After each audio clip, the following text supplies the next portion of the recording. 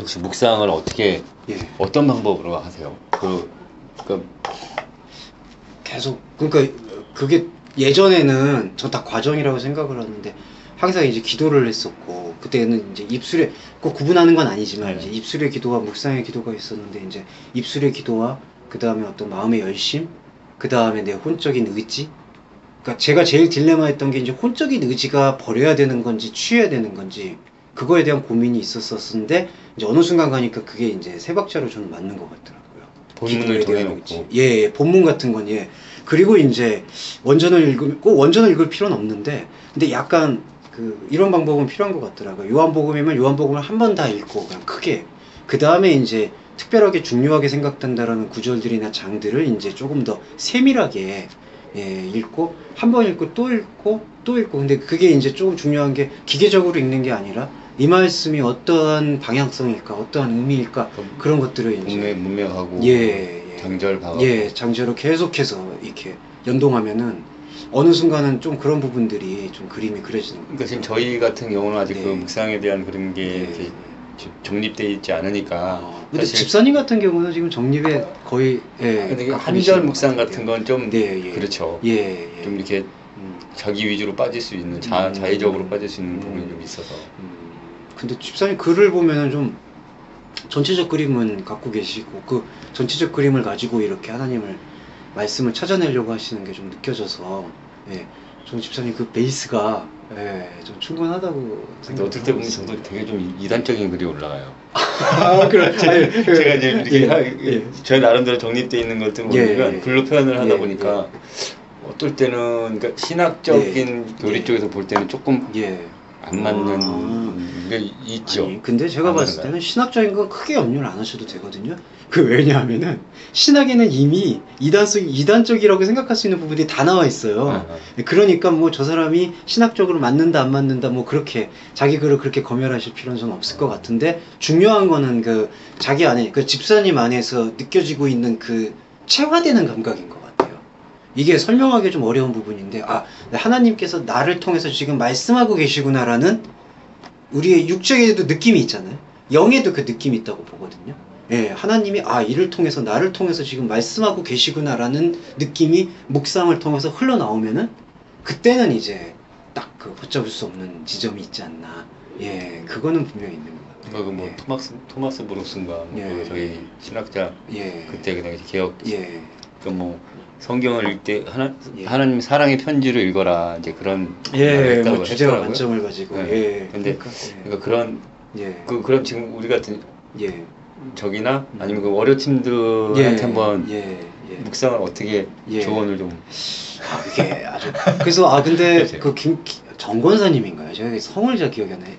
정혜경 권사님. 정혜경 권사님이 미래 씨한테 잘 저해내신 게 저는 그래도 미래자매님이 좀 사실 저희들이 하는 얘기지만 베이스가 있으신 줄 알았는데 처음 시작하신다고 그러셔서 근데 어떻게 들으셨나 막 그게 놀랐던데 새신자 교육 그렇게 하신다고 하니까 그게 좀 감사하더라고요. 조금 더 이게 어떤 흐름이다 어떤 그림이다 그거를 먼저 전체적인 말씀하신 다음에 들어가야 되고 사실 월요 모임도 산상수훈이 어떻게 보면은 집사님 표현은 죄송해요. 그냥 말씀. 어떻게 보면은 이 말씀 흐름 속에서는 제일 기초적인 거고. 그런데 이제 어떻게 보면 또 그냥 길들여져 있는 신앙의 어떤 흐름 속에서는 사실 가장 어려운 부분이기도 하고 그러다 보니까 어디에 템포를 맞추는 게 좋을까 늘 그런 생각이었는데 그렇게 좀 묵상의 범위를 좀 다양화하면 어떨까. 안녕하세요. 오셨습니까? 그 묵상 방법 같은 경우는 이렇게 이 본문을 보고 이제 이거를 이제 우리 같은 경우 이제 눈을 감고 막 하잖아요. 그런 건가요? 그러니까 근데 이게 어느 순간은 좀 그게 왜냐하면은 주정주의적인 거하고 죄송해요. 이 말씀을 보는 관점이 주정주의가 있고 주의주의가 있는데 요거는 이제 정의 표현이고 이의 표현이고 근데 이제 지금 우리가 신학사나 신학하시는 분들은 이런 부분으로 많이 보려고 노력을 하는 것 같아요. 이게 왜냐하면 논문을 써야 되고 하니까 이성적 부분을 근데 이제 신앙을 이렇게 추구하는 존재에게는 이 정이 필요하거든요. 그러니까 아까 집사님 말씀하신 우리가 눈을 감고 기도하고 그 어떤 간절한 마음을 통해서 발화되는 걸 통해서 느끼는 게 주정주의적인 접근인데, 근데 저는 이제 이것이 하나가 되는 지점으로 말씀을 묵상하는 게 제일 좋지 않겠는가. 그러니까 네. 저든지 전에는 저런 식으로 했는데 네, 지금은 그냥 이렇게 보면서 묵상을 하거든요. 그렇죠, 그렇죠. 읽으면서. 예, 그렇죠, 그렇죠. 읽으면서 이제 이렇게 그렇죠. 꼭 굳이 눈을 감고 이러면 어떻게 그렇죠. 보면 다른 생각이 들어와서. 그렇죠.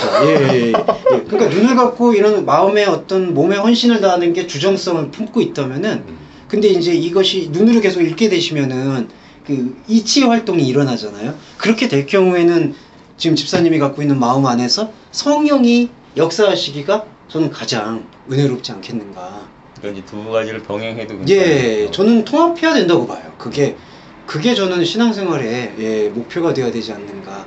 근데 너무 지금 교회가 주정주의라고 얘기하면 되게 싫어하지만 결국은 주정주의거든요.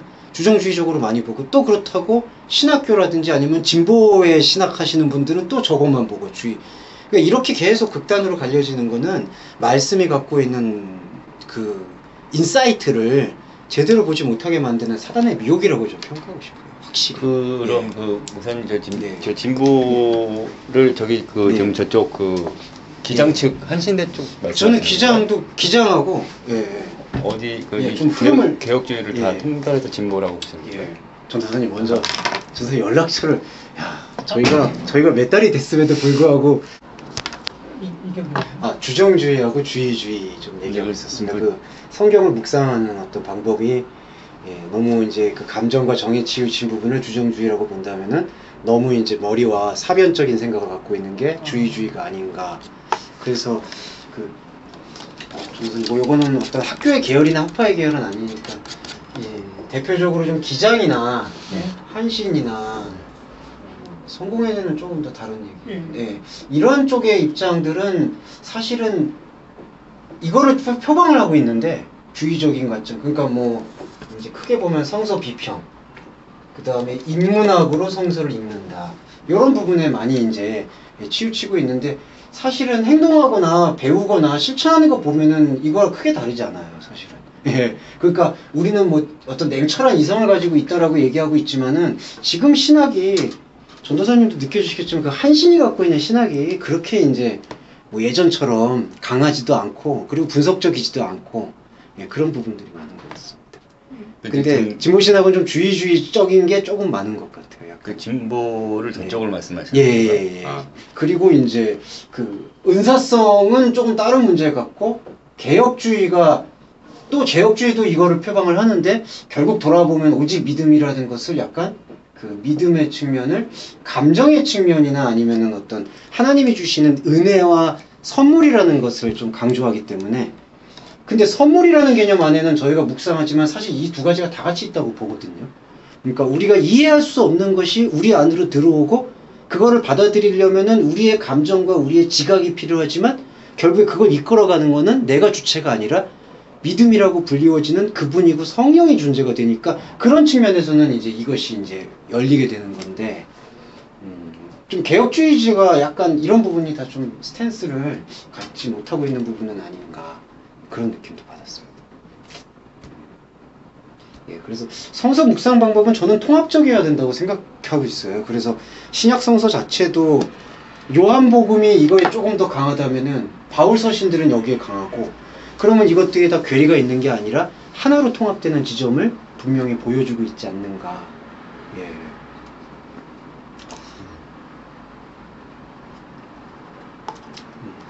저기 집사님께서 성서 묵상에 대해서 이렇게 이 목사님이 나누는 주인가요? 제가 나눴다기보다는 다른 사람들이 이렇게 다른 분들에 대한 견해도 있지만 제가 조금 대표적으로 분류를 하자면 이렇게 분류해 볼 수 있을 것 같아서 분류해 봤습니다.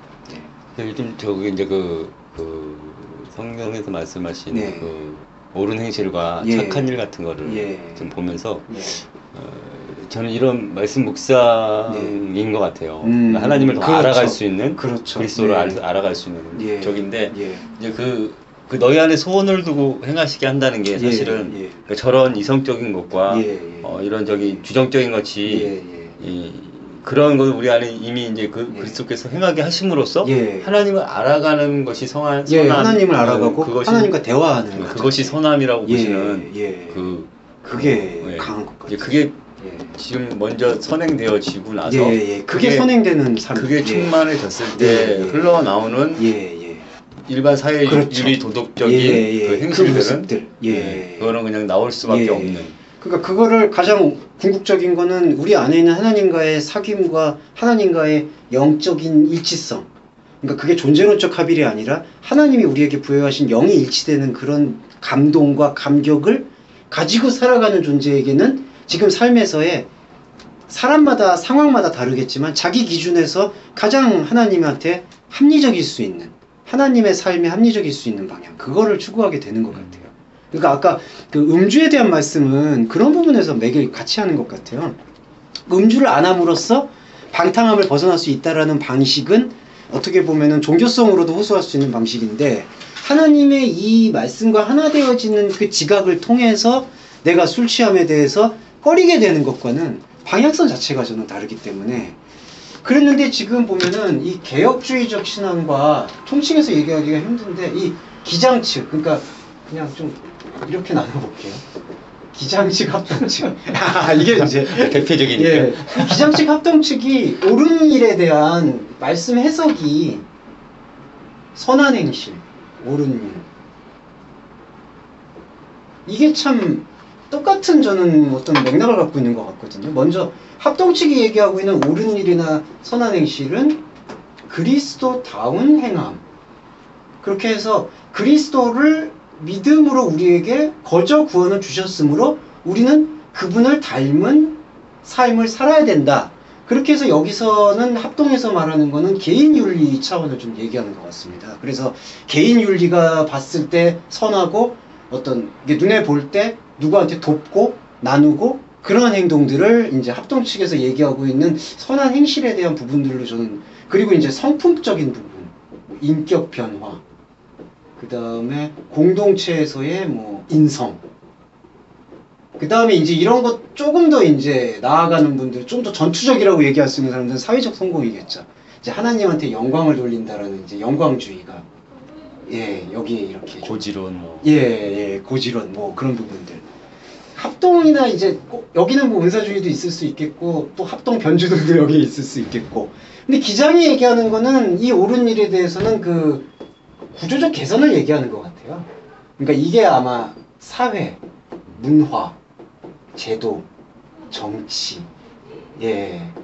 그래서 이제 옳은 일, 선한 행실. 그리고 이제 기장만이 아니라 저는 조금 최근에는 성결파가 여기에 스탠스를 많이 두더라고요. 사회나 이제 제도나 성결교가 최근에 좀 여기로 많이 이제 집중하는 것 같아요. 그래서 물론 여기에 다 공통분모는 있는데 대부분 좀 이 옳은 일이나 선한 행실, 행함 없는 죽음이라고 했을 때 행함을 이 차원에서 지금 좀 많이 논하고 있지 않는가. 그래서 예수님이 이런 맥락에서 예수님의 행태를 바라보는 해석적 관점들이 좀 다르더라고요. 그 이를테면은 그 가이사의 것을 가이사에게, 뭐 하나님의 것을 하나님에게 같은 부분을 합동측이라고 이제 좀 크게 얘기하면은 하나님의 나라와 가이사의 나라를 이제 두 왕국으로 좀 보는 것 같더라고요. 그러니까 우리는 궁극적으로 하나님의 백성이라 모든 거는 하나님의 나라이지만은, 나라의 거 하나님의 것이지만 우리가 또 이 세상을 살아가기 때문에 사도 바울이 위에 있는 권세한테 복종하라고 이야기했듯이 가이사의 것도 드려야 된다. 좀 그런 식으로 좀 해석을 하는 것 같아요. 근데 이제 기장 쪽에서 조금 더 혁신적이라고 얘기하시는 분들은 이제 가이사의 것이라고 생각하고 있는 우리 사회에 있는 불의를 정의로 바꿔서 하나님의 것으로 변혁시켜야 된다.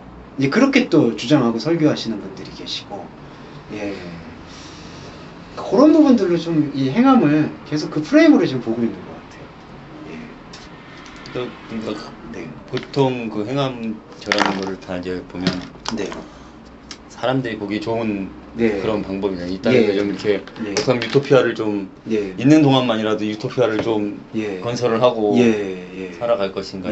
그렇게 많이 보지 않는. 가난한 자를 구제하고 빈곤한 자를 해서. 그러니까 그 프레임을 지금 계속해서 반복하고 있는 것 같고, 여기서 우리가 볼 수 있는 측면이, 그리고 성경이 지금 크게 지향하고 있는 바는 말씀의 몸이 됨이고, 말씀의 몸이 된다라는 사실은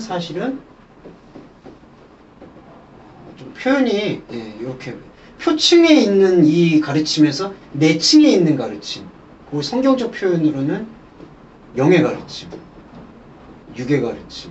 육의 가르침이 여기서 부정적인 가르침이 아니라요, 우리가 육신을 갖고 있다는 측면에서 우리가 이해할 수 있는 언어로 주신 이 언어를 하나님의 관점에서의 언어로 번역시켜서 그 번역시키는 하나님의 언어를 가지고 육을 살아가는 그 관점으로 지금 성경은 계속해서 풀어내고 있는 걸 볼 수가 있거든요. 예. 지난주에 한 로마서 얘기로 하면 되나요? 예. 전 선생님 정말 탁월하십니다. 전 선생님 확실히 자기 언어가 있으신 것 같아요. 이렇게 딱 갖고 계시는 언어가 있으셔서 원전을 보시는 게 정말 전 선생님 좋으신 것 같습니다. 원전에 딱 맞으시는 것 같아요. 제가 봤을 때. 예. 쌍둥아처럼. 근데 통찰력이 또 집사님도 강하시지만 전 선생님 남다르시. 그래서 요 오분 행동이라는 행함은 그럼 뭐겠느냐? 바로 요거죠. 예. 표층 세계에서 주신 하나님의 이 가르침을 하나님의 영의 견인을 통해서 내층의 신비를 이해하고 그것을 다시 우리의 삶에 적용시키는 것.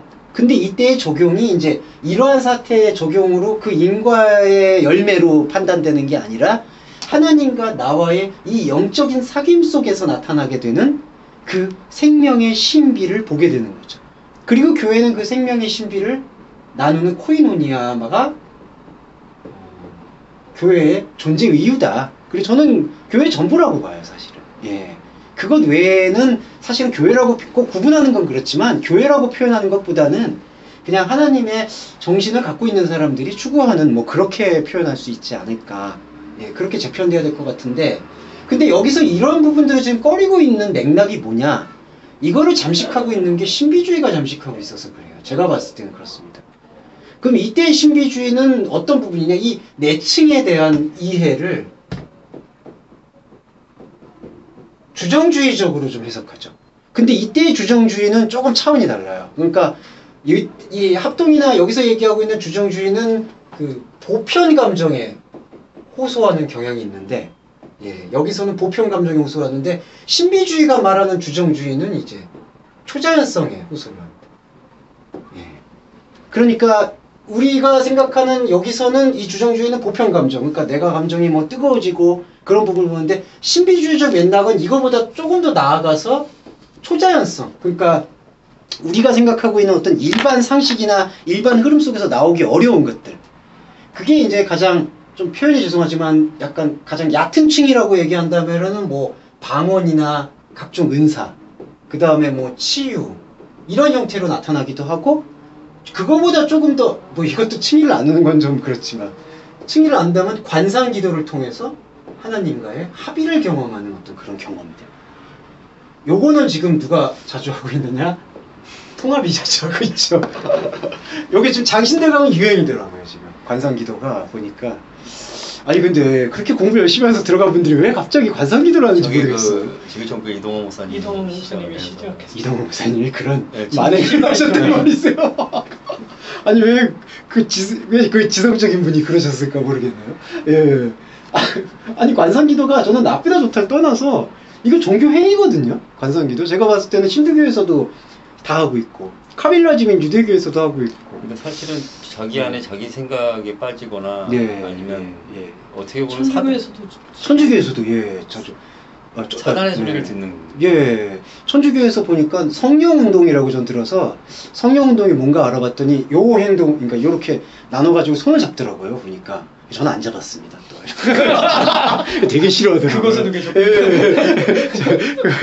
되게 싫어하더라고요. 저 안 잡았어요. 아, 잡기 싫어. 또 여자도 아니고 남자예요. 남자끼리 왜 잡아? 그래가지고 있지. 근데 이렇게 잡고 계속 이제 기도를 하는데 약간 신비롭다기보다는 좀 신기한 게 가만히 있는데 누가 이렇게 얘기를 하시더라고요. 그게 뭐 예언행위 같더라고요. 뭐 이렇게. 그리고 또 조금 침묵하다 저쪽에서 뭐가 들렸대요. 뭐가 보였대요. 그럼 중간에 무슨 사제인지 이제 신부님인지가 조절을 하더라고요. 아, 그건 사람의 소리입니다. 그리고 이거는 성령의 소리입니다. 그렇게 판단을 하시더라고요. 예. 그 예전에, 이거 여담인데, 그때 제가 인상 깊은 기억이 한 여자분이 계속해서 좀 말씀을 하세요 나중에. 근데 그 신부님이 보니까 다 사람의 소리입니다. 그러니까 이 여자분이 지금 승질을 하는 거예요. 자기만 사람의 소리다. 네, 그리고 어떤 분이 한번 할까 성령님의 소리입니다. 그 얼마나 기분이 좋겠어요. 아 이거는 내 소리가 아니라. 예. 그러니까 이 부분은 지금 망설이고 있는 부분이 이게 사실은 이 부분이 사실은 이게 저는 베이스가 돼야 된다고 생각하거든요. 근데 이 부분이 망설여지는 것들이 신비주의적이고 그 다음에 여기서 나오고 있는 어떤 이단이라고 표현될 수 있는 눈에 두드러지게 이탈되어져 있는 집단들이 추구하고 있는 바가 이런 부분들을 지금 잠식하고 있지 않느냐. 그럼 저쪽은 그 트레스티아스가 그런 쪽인 그렇죠. 쪽이죠? 예, 그렇죠. 그리고 관상 쪽도 저도 이 관상 쪽의 원류가 에크하르트인데 에크하르트라고 이게 16세기 들어보신 적 있으시죠? 예, 그 감리교에서는 이 사람을 되게 많이 추종하더라고요. 예, 그러니까 이게 15세기나 14세기나 아퀴나스가 이제 신학대전 만들어서 대세였다면은 그 다음에 신비주의자가 에크하르트인데 에크하르트가 추구했던 게 이 신적 합의를 추구했더라고요. 그 깊은 관상을 통한 신적 합의. 큰 믿음 교회 그쪽도 좀 그런 그게 편이죠. 저쪽이에요. 아까 얘기한 근데 하나님, 예. 성령님의 예, 음성이 저기는 자기들 다 얘기하면 성령님 음성이야. 다 거기는 뭐 그게 없네요. 말하면 예. 그냥 아멘하고 직통계시. 예언으로 받는. 큰 믿음 교회가 그런 형태로 가고 있네요. 예를 들어서 성경에 무슨 구절을 따서 이렇습니다 그러면 그 예언으로 받아야 되는. 거기가 변순웅 목사님 계시 변순웅 목사님. 아니 그분이 그럴 분이 아닌 것 같은데. 아니 좀 죄송한데 그분이 그렇게 영역이 많을 분이 아닌 것 같은 거예요. 꿈에 뭐 도서관에 책이 꽂혀 있으면서 뭐 하자는 거지. 책에 지금 뭐는 짓인가요? 그래서 지금 합동이나 개혁이나 사실은 저는 이 부분 여기서 나올 수 있는 복음의 흐름이 그래도 저는 이 기장을 제가 폄하하는 건 절대로 아니지만 여기서 말하고 있는 이 사회복음 쪽보다는 여기서 뭔가 진정성 있는 복음의 베이스가 나올 수 있을 거라고 생각을 하거든요. 근데 지금 이 부분하고 어떤 그 신학적 화해도 이루어지지 않는 것 같고 그 다음에 여기는 계속해서 더 이렇게 좀 고립되고 있는 느낌이 아닌가. 저는 그런 요즘 최근에 경험을 많이 소위 이쪽이 팀을 한 거고. 그리고 이쪽은 조금 더 이제 발빠르게 가져가려고 하는 것 같아요. 사회적인 연대를 통해서 더 이상 개신교가 욕을 먹지 말아야 되겠다라는 게 이제 이쪽에서 말하고 있는 주장인 거. 저는 어쩌면 신율법으로 조사가 갈리는 것 같아요. 그렇죠. 저는 개인 한판은 개인만 보고 개인만 바라보게 하고 개인을 바라보게 하는 신율법. 한판은 개인은 잠깐 보고 사회를 바라보게 하는. 전도사님 말씀처럼 그게 다 큰 맥락에서는 신율법의 어떤 두 갈래로 볼 수 있지 않을까. 저는 개인적인 면에서는 저쪽은 솔직히 좀 교회라고 안 보고 있어요. 저는 그냥 좀 교회라기보다는 그래. 진짜로. 아니 교회라기보다는 저는 그 어떤 사회의 잠정적 평화를 지원하는 단체 이렇게 얘기하면 욕을 바가지로 먹겠지만 왜냐면 이쪽 자체는 지금 예수 그리스도의 신성까지도 거의 부정하고 있는 그 지금 약간 저기로 가고 의심하고 있죠. 가고 있거든요. 의심하고 있죠. 성경 자체도 그렇고. 의심하고 있죠. 그 NCCK부터 해서 지금 하고 있는 게 대부분 뭐 천주교랑 막 그런 힌두교하고도 연합을 추구하고 있는 게 저기가 지금 그걸 하고 있으니까 사회 발전을 위해서는 이렇게 해야 된다 뭐 이렇게 가는. 그러니까 뭐 저희 오늘 뭐 이런 교단 이야기를 하긴 근데 저희도 우리가 이런 거 좀 알면 좋은데 WCC는 저는 이 자체를 반대하진 않아요. 그렇죠. 근데 종교 모임으로서 할 수 있는 역할이 있잖아요. 그러니까 저희가 지금 로마서에서는 계속 이 종교성과 율법에 대한 이야기를 나누고 있게 되는데 사실 이 인간에게 있어서 종교성은 피할 수 없는 어떤 필요 조건이라고 좀 보고 있고 충분 조건이라고 보고 있고 그 충분 조건인 종교인들이 나눠서 최소한 어떤 눈에 보이는 가시적인 어떤 분쟁이나 가시적인 불평등을 해소하는 거는 의미 있는 모임이 아니겠느냐. 이를테면 유엔이나 뭐 이런 어떤 사회 또 무슨 사회 모임이 있죠? 뭐 여러 가지 모임처럼 그렇게 볼 수 있지 않겠느냐. 그래서 좀 아쉬운 게 이 종교 모임 WCC를 반대했던 사람들이 지금 고립한데 이른바 이 고립화가 계속 우스꽝스럽게 되는 이유가 이 사람들은 자기 안에서 지금 의로운 핍박을 받는다라고 생각을 하는데 저는 그렇게만 보기가 힘든 게 이 안에 지금 이 부분에 대한 어떤 말씀의 선포가 저는 부족하다고 봐요. 캐리그마가 저는 이제 거의 지금 고립되고 있지 않는가 이 부분에서. 그럼 예. 지금 이쪽 그 예. 이 맥락에 지금 네. 말씀으로 가는 네. 여기가 소수잖아요, 사실은. 그렇죠. 어디 뭐 이렇게 지금 비주류죠. 엄밀히 말하면. 그러니까 어떻게 예. 보면 이렇게 수면에 떠 있지도 예, 않고 떠올릴 수도 못하고, 예, 아주 애매하고 그런 부분이죠. 그래서 사실은 저도 진짜 워낙 저도 기회주의적인 사람이기 때문에 제가 과연 이런 비주류의 삶을 살아야 되겠느냐, 예, 진짜 망설였죠. 아니, 금방 얘기한 무리가 어떤 무리?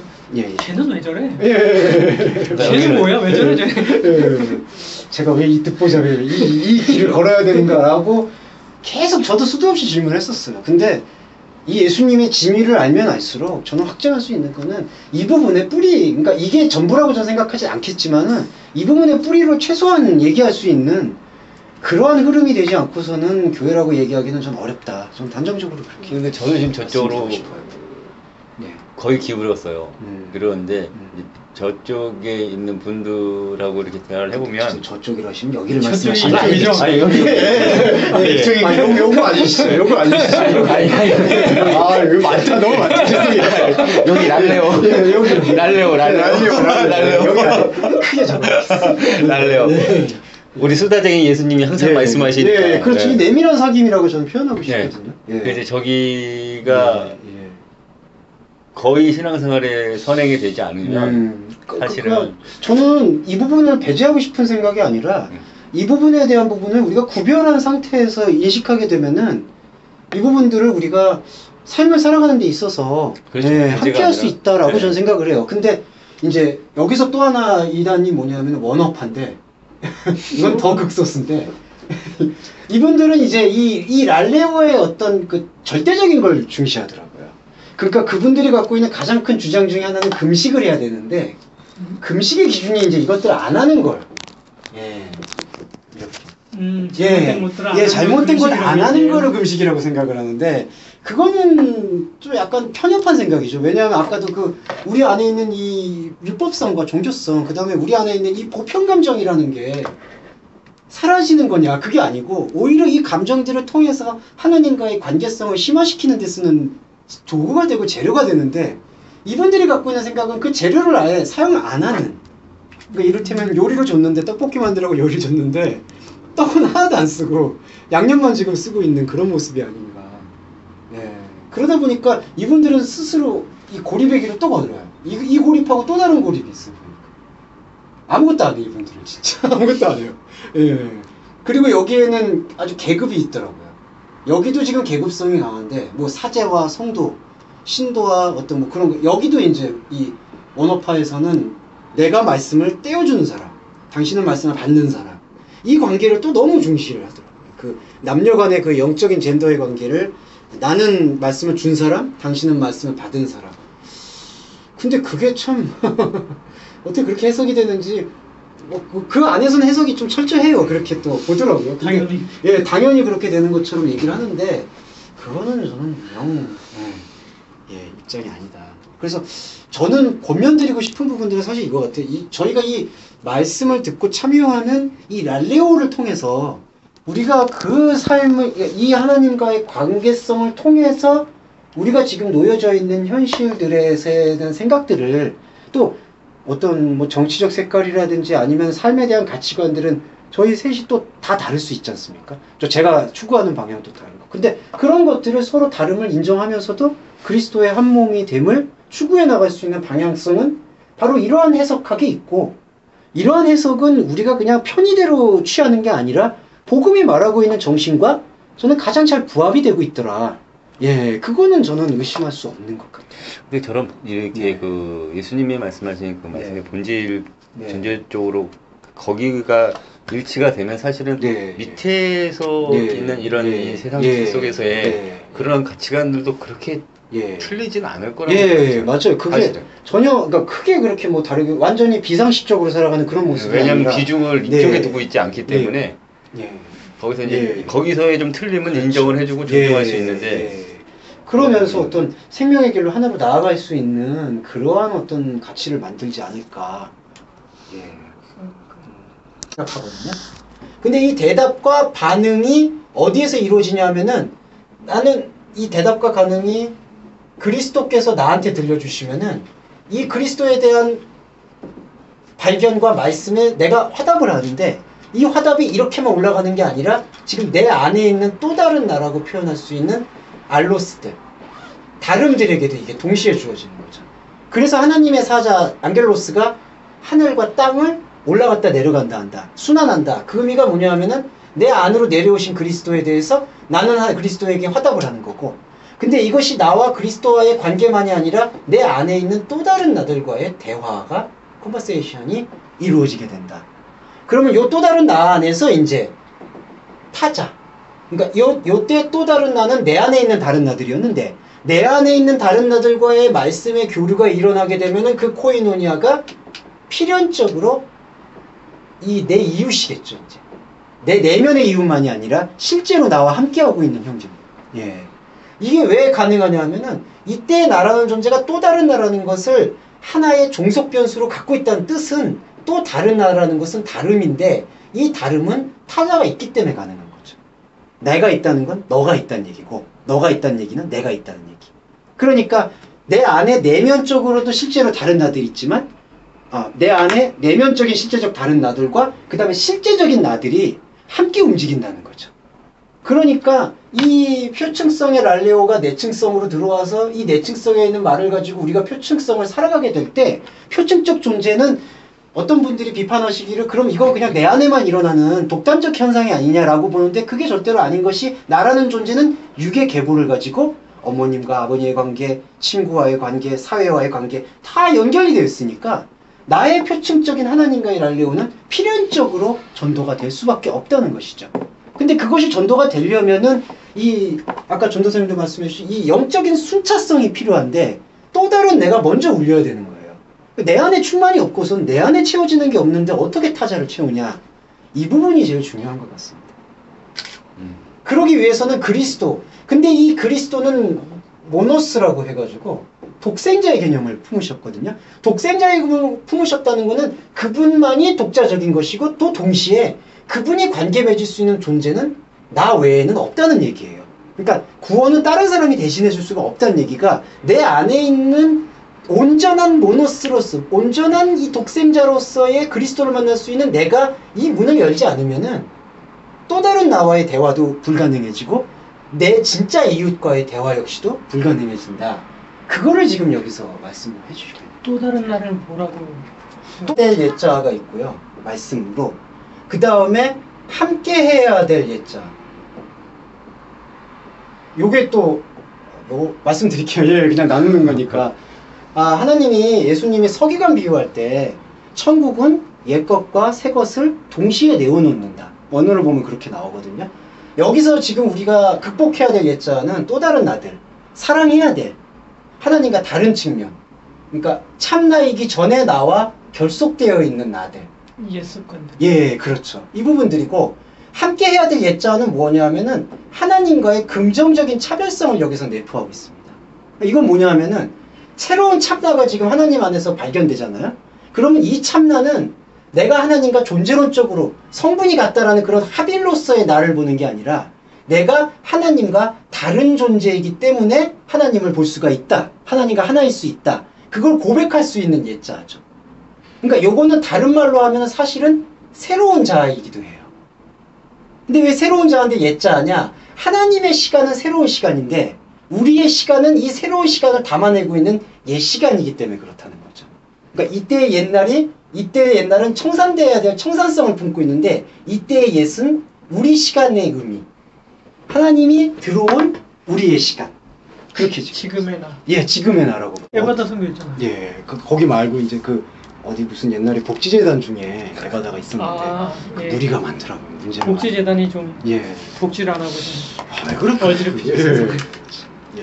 그래서 오늘은 다락방 강화라고 표현될 수 있는 그 요한복음 13장하고 17장 이야기를 한번 크게 그 스토리를 한번 저희가 훑어보면 어떨까. 이 로마서 같이 사도 바울이 갖고 있는 그 언어적 치열함도 의미가 있겠지만은 이 요한복음에서 어떤 면에서는 좀 더 요한이 천재가 아닌가. 그러니까 머리가 좋아서 천재라기보다는 혹시 자료 같은 거 있나요? 아, 이거 자료는 아니고요. 그냥 읽으시면 될 것 같습니다. 예. 그래서 어떤 면에서는, 왜냐하면은 어떤 분들이 예전에 이제 성서 비평하시는 분들은 이런 걸 의심을 해봤어요. 과연 6월절 전에서 이제 최후의 만찬 지금 자리인데 이때 예수님이 과연 요한복음에서 있는 이 말을 했는 거냐, 아니면은 이 기록자가 창작한 거냐, 그거에 대한 그 논쟁들이 많았었어요. 왜냐하면은 왜 복음서에는 기록이 하나도 안 돼 있는데 요한복음에만 기록이 돼 있다. 이건 뭔가 의심스럽다. 이거는 영지주의의 영향을 받은 요한이 자기의 세력들을 데리고 자기 교회의 정체성을 세우기 위해서 자기가 창작해낸 거다. 그렇게 보고 있는 경향이 있어요. 근데 그렇게 이제 비판하고 있고, 또 아까 그 기장 아까 한신 말씀드렸잖아요. 거기서는 이 요한복음 다락방 강화를 높이 평가를 안 해요. 왜냐하면은 요한 공동체는 떠돌이 공동체였고 정치와도 무관한 상태에서 이제 유랑 생활을 했다. 안 맞는 거예요. 안 맞는 거지. 사회에 참여가 안 됐다. 차라리 베드로처럼 주류 기독교로 들어가가지고 치열하게 싸운 게 없다. 근데 저는 냉정하게 비판하면 베드로는 실패했다고 봐요. 지도님 죄송합니다.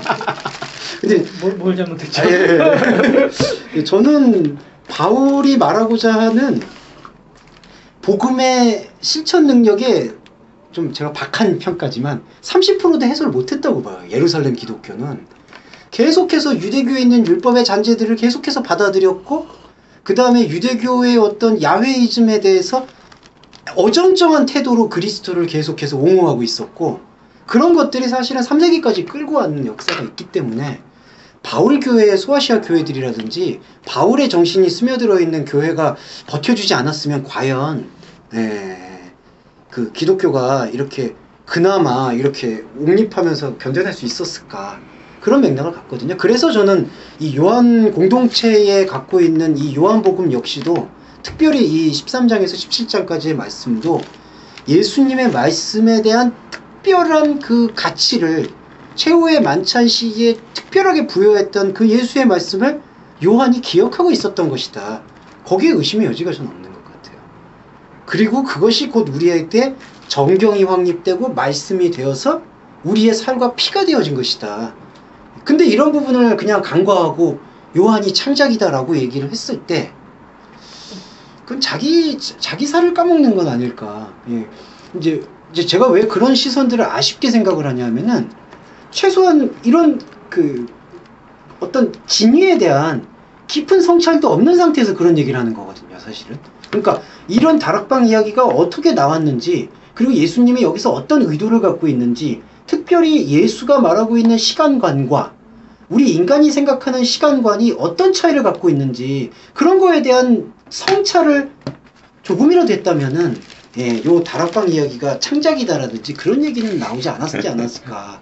그러니까 자꾸 스스로 그런 얘기를 만들고 그런 걸 학설로 지금 지지를 하다 보니까, 교회가 그러다 보니까 기장교회는 아시겠지만은 이 요한복음 특별히 이 텍스트에 대한 해석이 별로 없어요.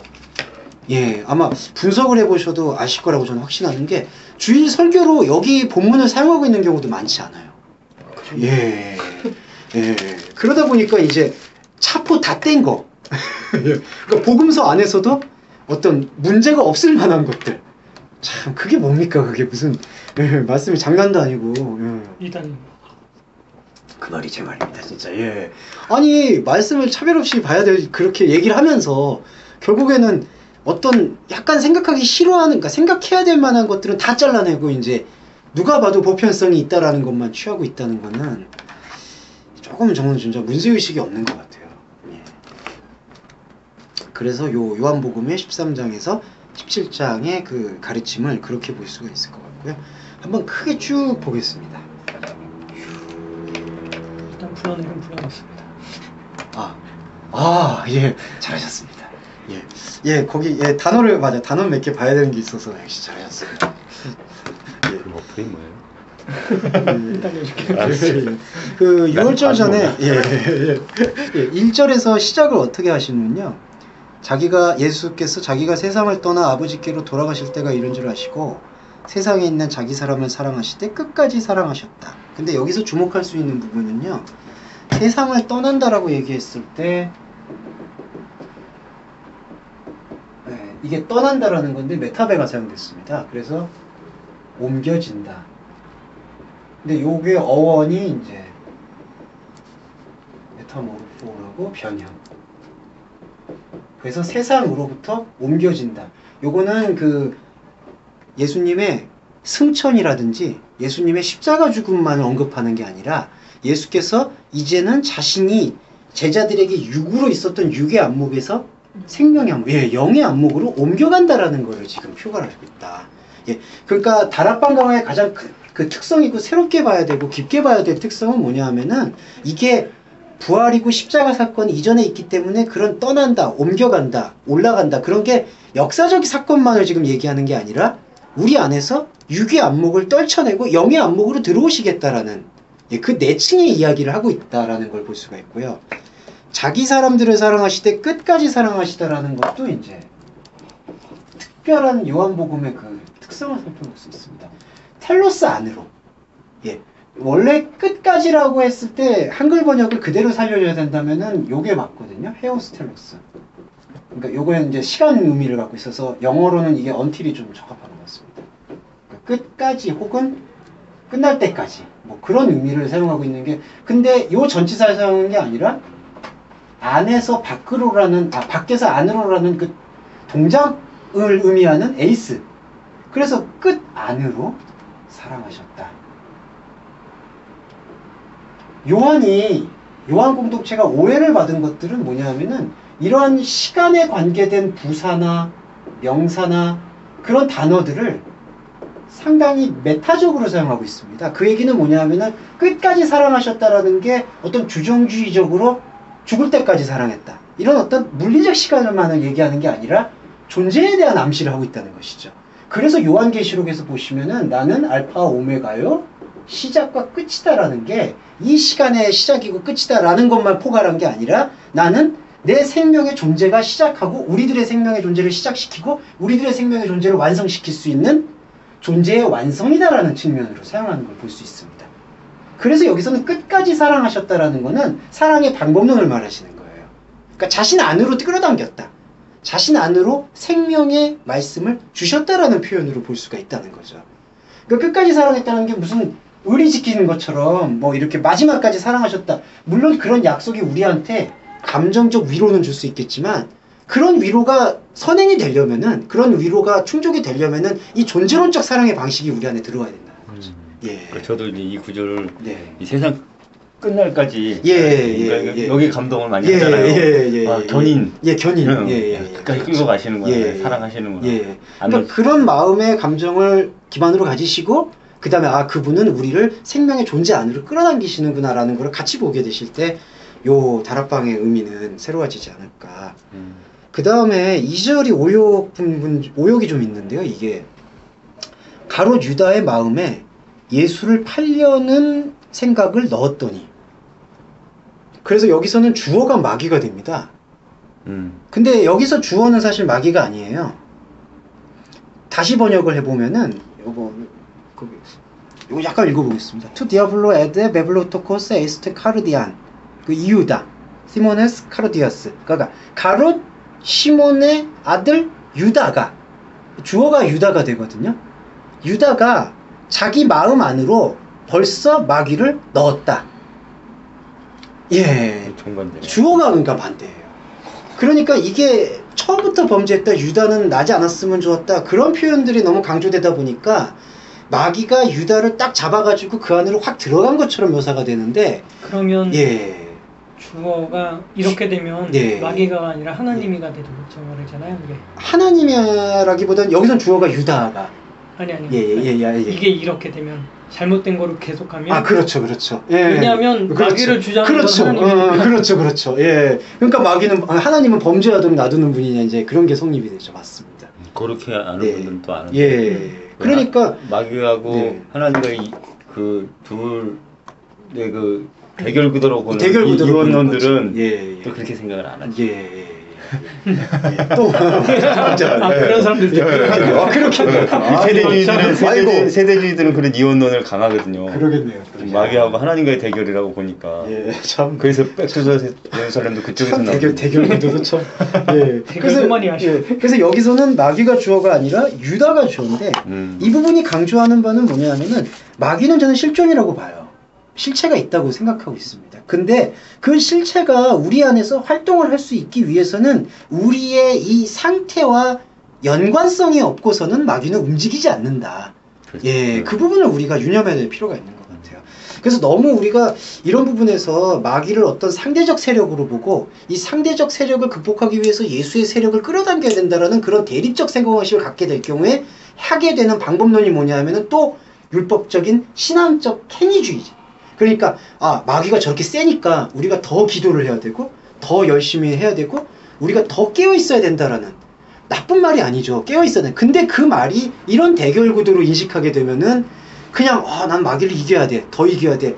유다를 이렇게 잡았듯이 우리도 이렇게 잡히면 안 돼. 변절자가 되면 안 돼. 이러한 강박 속에서 계속 반복을 할 수가 있다는 거죠. 그러니까 그 마귀의 예속되어 있는 나를 보지 못하고 그러니까 나와 동떨어진 세력으로의 마귀를 보기 때문에 그렇죠. 뭐 대적 기도를 하고 그렇죠. 그리고 주적을 따로 삼게 되는 거죠. 우리 교회는 그러니까 우리 공동체는 마귀가 아니고 근데 우리 공동체를 폐쇄하려고 그러는 악한 세력이 있다. 그걸 딱 이제 주적으로 다 사단 세력으로 그렇죠. 거기에 동조하는 사람까지도 그렇죠. 그 사람도 사단의 뭐 그렇죠. 앞잡이다. 뜻을 같이 안 한다 그러면 마귀가 돼요. 서로 싸우고 그러니까 이제 저기 사랑의 교회도 그렇지만 어떤 교회들도 보면 광림 광석교회인가 광석교회인가 어디도 지금도 뭐 1, 2층으로 나눠서 예배를 드리고 그렇죠. 지금도 그렇고 지금 강북제일교회도 그렇거든요. 사랑의 교회 중에 지금 제일 큰 제가 이제 제 아는 분이 사랑의 교회 또 이제 안수 집사님으로 계셔서 그런데 그 사랑의 교회 중에서 입신하시는 분이 계신가 봐요. 그러니까 약간 환상을 계속 보는 분이 계신가 봐요. 이렇게 기도하면서 하나님의 음성을 듣고. 근데 되게 지지를 많이 받나 봐요. 그 부분이 또 사회적인 지위도 높아서 무슨 분당 차병원 무슨 원장님이시래요. 근데 이제 또 기도하면 음성이 들리니까 사람들이 이제 원장인데 이제 뭐 그런 것도 사실 있겠죠. 근데 그분이 이제 환상을 봤는데 어떤 환상을 봤냐면은 오종현 목사를 이 시대에 세운 선지자인데 그 목사를 이제 음해하려는 악한 음녀 바벨론이 이제 오종현 목사를 지금 막 찌르고 있는 게 자기 환상에 보였대요. 그걸 새벽 예배 때 하셨나 봐요. 그러니까 이제 사람들이 저 봐라 저 신실한 안수 집사님이 저 환상을 봐가지고 마귀를 저렇게 밝혀주고 있지 않느냐. 그러니까 졸지에 거기서 반대 목소리 내는 분들이 다 마귀가 된 거예요 보니까. 근데 또 제가 아이러니한 게 저하고 그때 관계가 있었던 분이 이제 그런 생각 저한테 물어보시는 거예요. 저렇게 사회적으로도 성공하셨고 하나님께서 음성도 잘 보여주시는 분이 저렇게 지금 환상을 보여주셨는데 그럼 저런 환상을 어떻게 받아들여야 됩니까? 라고 얘기했을 때 제가 좀 완곡하게 돌려서 얘기했죠. 그분은 그분의 의식 신앙 수준에서 지금 보고 있는 거다. 하나님이 환상을 보여줘도 하다못해 입신 하나님께서 다 양보해서 보여줬다 치더라도 그 입신했을 때 천국의 모습을 보여준다 하더라도 그 사람이 생각하고 있는 그 언어에 규정되고 있는 모습들이 있잖아요. 아파트면 아파트다, 뭐면 뭐다. 그러니까 그 한계에서 보여주신다는 거지. 그걸 가지고 지금 어떻게 본인 규정한 규정한 거를 그냥 그렇다고 할 수 있죠. 그런 부분들을 봐야 되고 그래서 사실은 마귀라는 디아블로스라는 이 존재 자체를 어떤 외부적 적으로만 인식하게 될 때 우리의 내부적인 지금 또 다른 나를 잠식하고 있는 진짜 디아블로스를 보지 못하게 만든다. 유다는 자기의 마음 안에서 이거를 이미 변절하려고 예수님을 저버리기 위한 마음을 품었고요. 그 마음을 품은 것이 마귀의 환심을 샀다고 볼 수가 있는 거죠. 그 부분을 여기서 지금 나타낼 수가 있고요. 그 다음에 이제 보시면은 그 발을 씻는 장면이 나옵니다. 근데 이 발을 씻는 장면에 대한 예수님의 그 내층적인 의미가 담겨 있는 게 1장 7절에서 보시면은 나의 하는 것을 내가 이제는 알지 못하나 후에는 안다. 이런 얘기를 어떤 의미로 지금 얘기하시냐면은 후에는 안다, 이전에는 안다라는 게 역사적인 시간으로서의 오순절만을 얘기하시는 게 아니라 현상적으로 베드로 내가 나를 현상적으로 알고 있는 상태 속에서는 이 발 씻음의 의미를 알지 못하지만 내층적인 왜냐하면은 이 후에는 안다라는 게 어떤 부분이냐면은 요게 사용됐습니다. 또 이 지금 요한복음 다락방에서는 이 의미들이 많이 사용되는데요. 이 일들인데 이게 지시대명사 발들을 씻는 일. 이 일들을 통과하다, 경험하다, 체험하다. 이 일들을 체험한 후에는 그노시스. 요것도 번역하면 깨닫게 된다. 이렇게 지금 번역이 되는 거죠. 그러니까 지금은 알지 못한다. 그건 뭐냐 하면은 이 발시슴이라고 말하고 있는 이 세족식의 의미가 우리 안에서 가장 보편 감정으로 호소할 수 있는 스승이 되었는데 제자의 발을 닦는 겸손의 극치로만 해석되는 게 아니라 이 발을 씻는 의미의 내층적 의미가 풀리는 것이 진정한 세족식의 의미라는 것을 베드로 너가 알게 될 것이다. 그걸 기억하고 있는 거죠, 요한이. 그러니까 이거는 이렇게 볼 수 있어요. 이때 당시 실제 공생의 상황에서는 예수님이 실제로 발을 씻은 것이 분명한데 그 발 씻음에 대한 의미를 이 요한복음이 언제 쓰였냐면은 예수님이 승천하시고 추정해서 40년 후에 쓰인 걸로 거의 보이거든요. 이제 요한의 말년에 썼으니까 40년 동안의 요한의 묵상을 통해서 나온 단어라는 거죠. 메타타우타. 그러니까 예수님께서 그때 발을 씻은 의미가 우리에게 단지 겸손의 모델만을 가르쳐 주신 게 아니라 이 생명의 의미를 나타내기 위해서 자신의 몸으로 연출을 하셨구나. 그러니까 미메시스, 재현을 하셨다는 거죠. 그래서 8절에서는 발을 못 씻긴다. 내 발 못 씻긴다. 이제 이게 바로 베드로가 갖고 있는 겸손과 그 겸손에서 비롯된 자기신념의 산물이죠. 왜냐하면은 이렇게 될 경우에는 베드로의 그때 입장에서는 당시 시대 상황에서는 지금 예수가 예루살렘에 들어왔는데 별다른 규합 세력도 갖지 못하고 지금 세력이 미미해지고 있는 그 찰나거든요. 그러니까 베드로는 어떤 꿈을 꾸고 있었냐면 바로 예루살렘 들어와서 당시 장악하고 있는 사두개인들 몰아내고 딱 다윗의 메시아로서 예수를 선포할 거라고 믿고 있었어요. 근데 그런 기대가 있기 때문에 예수님이 갑자기 노예들도 보고 있고 증인들도 다른 사람들도 보고 있는데 막 노예들이 하는 것처럼 발을 씻으려고 하잖아요. 그러니까 이걸 용납을 못하는 거죠. 왜냐하면 왕적인 메시아가 저런 행동을 한다는 게 소문이 나면 안 되니까. 그래서 내 발을 절대로 못 씻긴다. 그랬더니 예수님이 하는 진짜 파격적인 얘기가 내가 너를 이렇게 안 씻어주면 나와 상관이 없다. 상관이 없다라는 것을 헬라어로 번역을 하면은 분기리스를 못 나눈다. 상속 못 받는다는 얘기예요. 그러니까 베드로의 아킬레스건을 지금 찌른 거죠. 베드로는 현상적으로 메시아가 임재해서 자신한테 한 자리 줄 거라고 지금 생각하고 있거든요. 지금 이 상황에서. 근데 예수님이 내가 너를 씻기지 않으면은 상속받을 게 너는 아무것도 없다. 사실 동상이몽이죠. 예수님이 상속이라는 거는 생명의 영을 나눠주는 건데 베드로는 이제 이 말을 딱 들으니까 뜨끔한 거예요. 그럼 씻어줘야 되는구나. 그랬더니 베드로가 또 오바해서 머리를 씻겨달라네. 이런 또, 그러니까 지금 베드로의 의미는 자꾸 이 표면적인 걸로 이걸 해소하려고 하는 거예요. 그거는 이 베드로에는 베드로가 머리를 또 씻겨달라는 거는 또 하나의 욕망의 표현이 있습니다. 이건 뭐냐 하면은 발을 씻겨주는 거는 당시에 종들이 하던 행위였는데 몸을 다 씻겨주잖아요. 그거는 너는 완전히 내 것이다라는 그런 의식적 표현으로 알려져 있습니다. 그걸 베드로가 그 말고의 길을 잘랐던 것처럼. 그러니까 항상 좀 다혈질인데 베드로가 이제 좀 즉흥적이고. 여기서 되게 즉흥적이고. 그러니까 근데 8절에서 상관이 없다고 얘기하니까 바로. 지금 이것도 보면 예수님은 정말 당신 자체 그 예수를 주려고 했던 건 그리스도로서 주려고 했던 건데.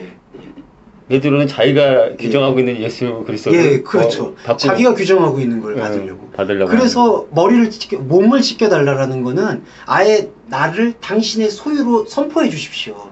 그러니까 이거가 되게 음란한 표현이 죄송한 말인데 이게 당신의 소유물이 되겠다는 거예요. 그때 당시의 소유물이라는 건 뭐냐 하면은 그냥 당신의 성놀이개가 되겠다. 사실 그 표현입니다. 그러니까 베드로가 얼마나 오버하고 있는지 지금 그걸 볼 수가 있는데 예수님께서 이거를 영어로 풀어내세요. 사실은 내층적인 의미로 그거를 기억하는 게 요한이죠. 여기 이런 표현을 하십니다. 목욕한 자는 발밖에 씻을 필요가 없다. 온몸이 깨끗하다. 너희가 깨끗하다 다는 아니다. 그러니까 온몸이 깨끗하다라는 그 표현이 뭐냐 하면은 선제적인 거예요. 하나님이 보내신 자 예수를 통해서 우리는 우리의 몸이 하나님의 생명에 의해서 깨끗하게 되어졌다라는 것을 여기서 천명하고 있어요. 근데 너희가 깨끗하나 다는 아니다. 근데 이 깨끗하나 다는 아니다라고 하고 11절에서는 이는 자기를 넘기는 자가 누구인지 아심이라. 그러므로 다는 깨끗지 않다 하시니라 해서 11절을 유다에 대한 표현으로만 보고 있는 경향이 많아요. 근데 이거는 그렇게 보는 관점이 아니라 이게 원전을 해석을 하면 어떻게 되냐면은 너희들은 전체가 깨끗하여 있는데 너희의 전체 안에서 깨끗지 않은 부분이 있다. 예, 10절 후반부는 그렇게 번역됩니다. 그러니까 너희의 전체는 깨끗하게 되어 있다라는 거는 전체는 하나님께서 예비하셨던 우리의 생명은 카다로이, 하나님을 볼 수 있는 깨끗한 그릇인데 너희의 그 전체의 깨끗함으로 있지 않다는 거죠. 그럼 무슨 얘기냐면은 한 사람을 지금 지칭하는 게 아니라 우리 안에서 카다로이, 깨끗하게 되어야 될 우리 안에 의무가 몫이 남아있다라는 걸 지금 여기서 얘기하고 있는 거예요. 한 지체 안에. 예. 근데 참 이거는 보면 예. 전자로 해석될 수밖에 없는 게 보면 8자라고 나오기 때문에 2절하고 11절하고 거의 동격이 돼버리잖아요. 그래서 여기서는 자기를 넘기는 존재가 무엇인지를 알고 있다.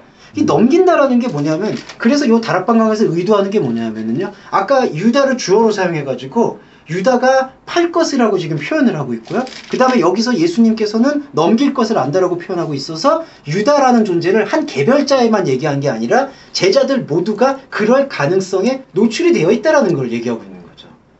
그러니까 이게 요한의 탁월한 해석인데, 그러니까 그런 부분을 어떤 유다라는 어떤 처음부터 자살할 수밖에 없는 그놈 이렇게 몰아가니까, 그러니까 이게 이제 너무 그 한 저기로 직칭이 돼서 유다는 나쁜 놈, 팔놈 저렇게 원래 저건 자살해야 되고 구원받지 못할 놈인데 사실은 우리 모든 존재가 유다의 존재가 그렇죠. 유다의 존재성이 내포가 되어 있는 내재되어 있고 그 마음, 예수를 팔려는 마음을 우리가 말씀으로 버리지 않는 이상은 그것이 계속 우리를 괴롭힐 것이다, 따라다닐 것이다. 그거에 대한 유념성을 두고 있는 것인데, 사실은 보면 뭐 우리가 다 예수를 판 잔재이고 그렇죠. 못 받게 만들었던 장본인들이고 그거를 우리가 받아들여야지 내가 죄인 중에 괴수란 고백이 나오는 거죠. 그게 아닌 상태에서 저렇게 딱 유다라는 존재를 딱 저기다 몰아내놓고 아니다, 이거는 과연 그게 이 요한복음의 의미냐? 그건 아니라고 볼 수 있습니다.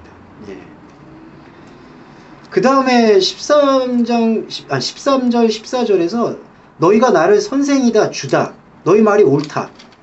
근데 여기서요, 너희 말이 옳다라고 얘기하면서 14절에서 반전을 때리시는 게 뭐냐면은, 내가 주님과 선생으로서 너희 발을 씻겼으니까 너희도 서로 발을 씻는 것은 의무다. 옳다라는 게 아니라 이제 의무로 번역이 됩니다. 그럼 이게 어떤 부분이냐면은, 너희가 나를 선생이라 주라 말하느니 너희 말이 옳다. 그 얘기를 했을 때는 표면적 말만이 옳다는 거예요. 그래서 여기서 퀴리오스의 관념을 아예 바꿔버리시죠. 그러니까 당시의 제자들이나 사람들이, 특히 베드로가 예수님을 주님이라고 부르는데, 이 주님이 어떤 주님이냐? 안타깝지만 우상 주님으로 지금 부르고 있는 거죠, 예수님. 근데 너희들이 나를 디다스칼로스, 선생이고 퀴리오스, 주님으로 부르는 거는 맞다. 그랬는데 나를 진짜 주님으로 알고 진짜 주님으로 받아들일 수 있으려면은 너희도 서로 발을 씻겨야 된다. 그럼 여기서 발 씻는다는 게 아까 말씀드렸던 겸손의 극칭인 세족식의 의미를 그러니까 단순 반복하는 거냐? 그게 아니라 발을 씻는다라는 의미에 우리가 이 영의 예배를 통해서 참여하는 게 발을 씻는, 서로의 발을 씻는 행위가 된다는 거죠. 그리고 저번 주에도 집사님 말씀하셨는데, 우리가 이 내적인 의미에서의 발 씻음을 이해하게 되고 거기에 참여하게 되면은 겸손의 극칭이 뭐니 이런 말을 안 해도 정말 외부 사람이 볼 때에도 겸손의 행동들을 하게 돼요. 제가 볼 때는 그렇습니다. 그러니까 이걸 통해서 나도 주님인데 나는 교수인데 이렇게 제자의 발을 씻는 거다, 이런 겸손을 보여주는 거다.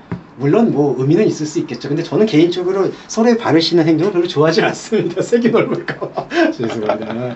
제가 그래서 옛날에 되게 회개해야 되나. 그러니까 제가 안 되는 거예요. 그 신학교에서 이제 혹시 그런 거 하지 않으셨나요? 그 수업하고 마지막 종강 때나 뭐 그런 때. 아니요, 저는 저기 한번 가봤습니다. 어디 한번 다녀오셨어요? 그게 뭐였죠?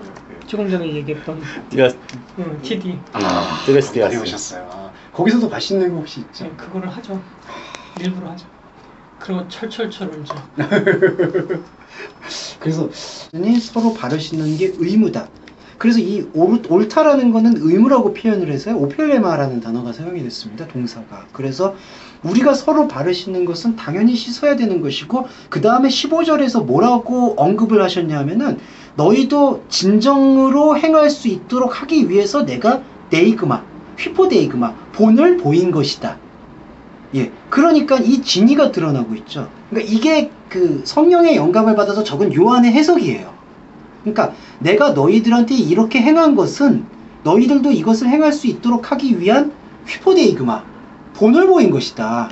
휘포데이그마라는 이 본은 뭐냐 하면은 이 거푸집 같은 개념입니다. 그러니까 우리가 공사할 때도 거푸집이 있고 안에 진짜 골조가 있는데, 거푸집을 만들어 놓은 다음에 이걸 깨야지 이제 진짜 실체가 나오는 것처럼, 너희들이 진짜 서로 사랑할 수 있기 위해서 내가 본을 보인 것이다 라는 것은 이 원래 있는 실체의 의미를 드러내기 위한 행동을 하셨다는 거죠.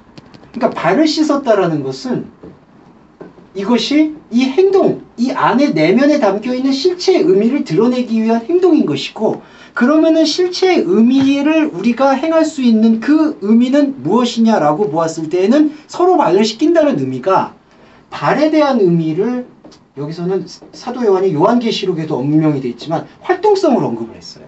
움직임이죠. 근데 이때의 움직임이라는 그 표현이 어디 있느냐? 바로 우리의 세상에서의 삶으로 귀착이 되고 있다. 이 계시록에서도 나옵니다. 이 막이라고 표현되고 있는 그 음녀가 하나는 땅을 밟고 하나는 바다를 밟고, 이 상징성이 지금 갖고 있는 게 이 밟았다라는 게 이 활동성을 억압했다는 얘기고요. 숨쉬지 못했다라는 그런 메타포들을 여기다 포진시켜 놓고 있죠.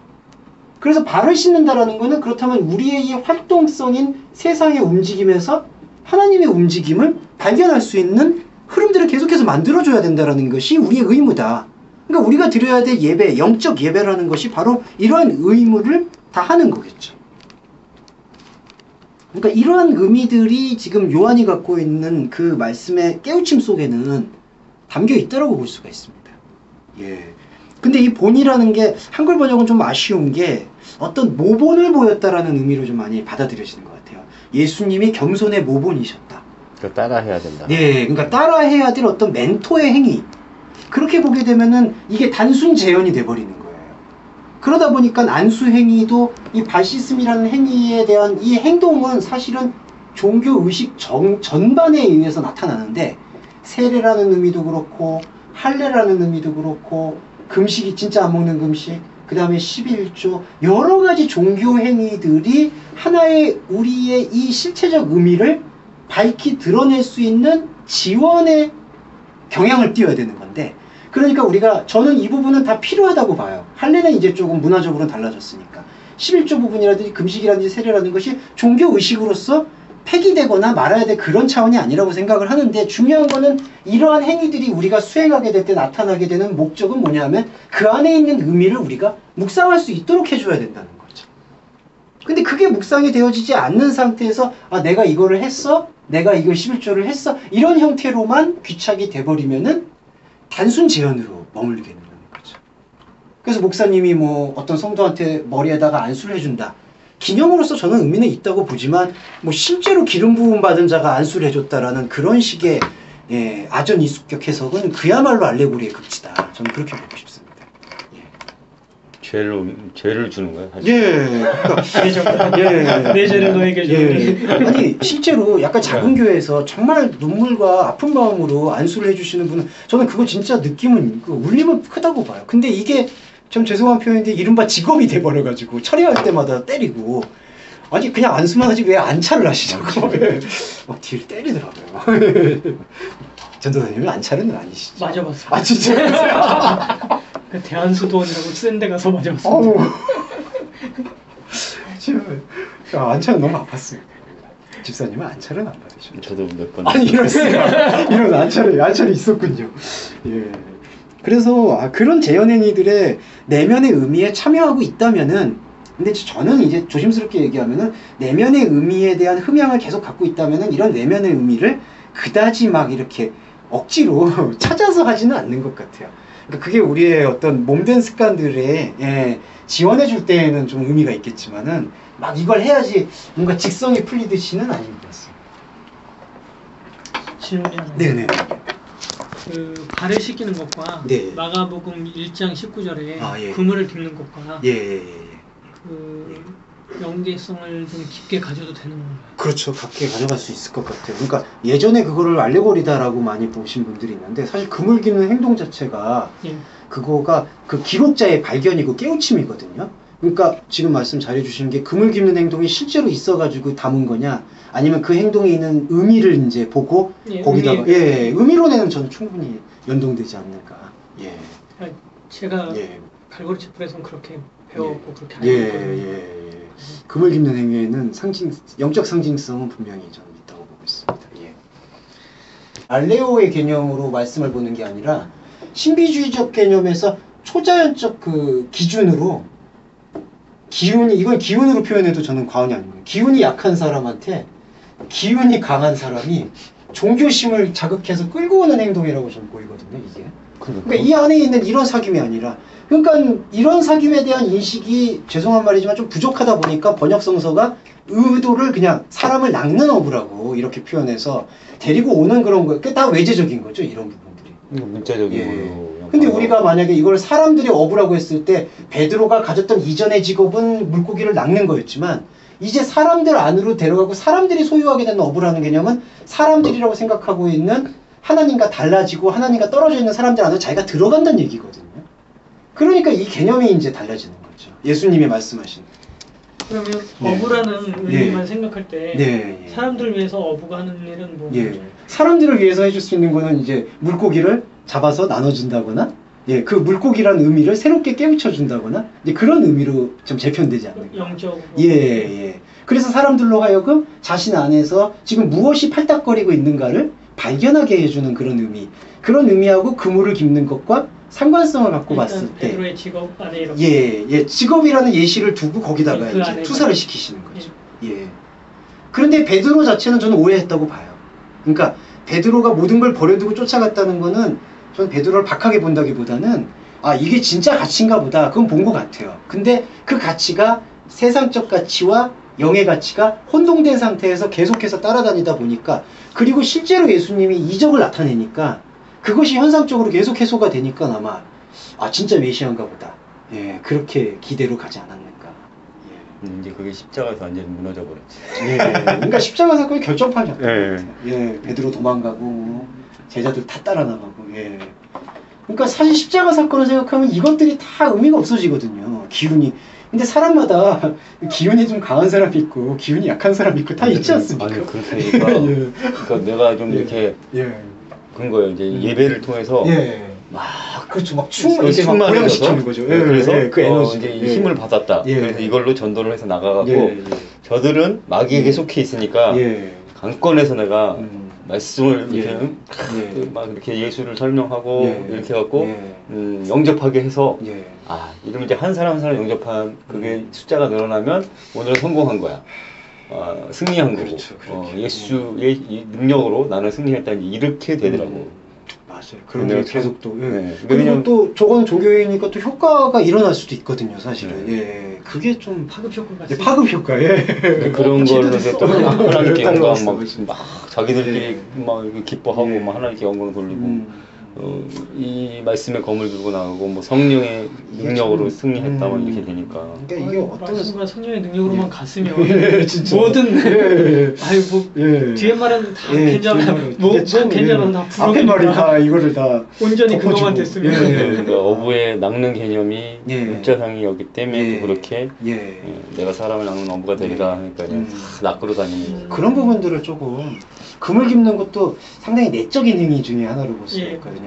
그래서 그런 부분들이 갖고 있는 이 생명의 심화 과정들, 그런 어떤 연결고리로 같이 이거를 봤을 때 바르시는 행위도 자기 안에서 벌어지는. 근데 이것이 자기 안에서만 벌어진다라는 어떤 소극적 행동이 아니라 자신의 메타모르포, 전적 변화는 결국에 모든 세계의 변화를 수반할 수 있다. 그게 하나님 생각 같아요. 우리 생각은 항상 표적적 생각에 연루되어 있는 것 같아요. 그러니까 안에만 파고들어서 도대체 뭘 효과를 보겠느냐, 밖으로 나가든지. 근데 예수님이 실제로 보인 행태의 모습에 보면은 제자가 12명 있었다는 것도 의심스러울 정도로 사실 세력이 없었었고, 따라다니는 사람들도 한때는 많았지만은 그다지 없었었고, 왜냐하면 외부 문헌을 보면은 그냥 예수라는 운동은 대단히 아주 미약한 소종파 운동 중에 하나로 기록이 되더라고요. 그 당시 역사가 요세푸스서를 보면은. 그래서 보면은 그 현상적인 이적을 쫓아다니는 부분에, 그러니까 표적적인 모습에 예수가 거의 관심을 기울이지 않았다.